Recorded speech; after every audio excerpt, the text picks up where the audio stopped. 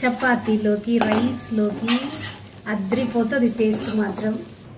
అద్రిపోయే taste అయిన curry ready.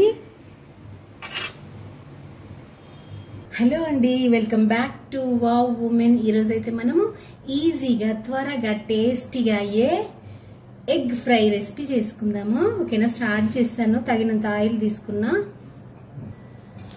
కొంచెం ఆవాలు, కొంచెం జీరా, కొంచెం పోపు. కాస్త పోపు వేగాక పచ్చిమిర్చి, కొంచెం కరివేపాకు,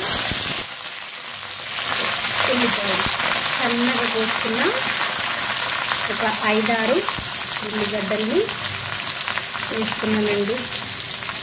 త్వరగా వేగడానికి కాస్త సాల్ట్ వేసుకొని మంచి గోల్డ్ కలర్ వచ్చే వరకు ఫ్రై చేసుకున్నాం. చూడండి, కాస్త గోల్డ్ కలర్ వచ్చింది కదా. ఇప్పుడు అల్లం, కాస్త ఫ్రెష్గా దంచిన ఎల్లిపాయ, మంచి టేస్ట్ వస్తుంది. అయితే తగినంత సాల్ట్,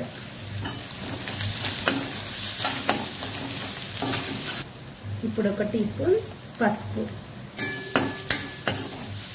చూడండి, బాగా వేగింది కదా. 1½ టీ స్పూన్ కారం.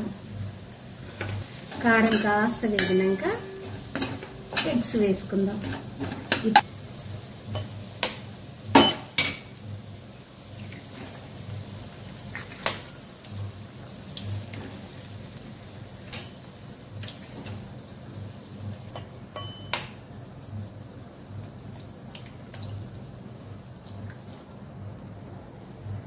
ఇంకా ఈ కూరని డిస్టర్బ్ చేయకుండా ఒక్క 1-2 మినిట్స్ ఇలా మూత పెట్టుకొని 2 మినిట్స్ తర్వాత నిదానంగా కలపాలి.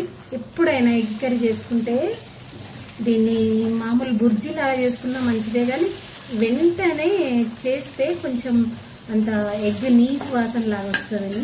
అందుకే 2 మినిట్స్ ఖచ్చితంగా ఎగ్ వేసిన తర్వాత దాన్ని డిస్టర్బ్ చేయొద్దు. చూడండి, ఈ విధంగా మంచిగా కలుపుకొని కాస్త అయినాక ఫ్రై చేద్దాం.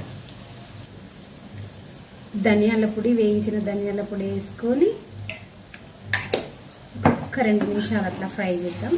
పిల్లలు పెద్దలు అందరు ఇష్టపడే మన ఎగ్ ఫ్రై అయితే రెడీ అయింది. తప్పకుండా సేమ్ ఇదేలాగా చేసుకొని, అందరూ చేసుకునేదే కానీ కొంచెం కొంచెం తేడాలు ఉంటాయి, చిన్న చిన్న తేడాలే కదండి. ఇలా చేసుకొని నచ్చితే తప్పకుండా మన ఛానల్ని లైక్ చేసి, షేర్ చేసి, సబ్స్క్రైబ్ చేయండి. థ్యాంక్ యూ అండి, బాయ్.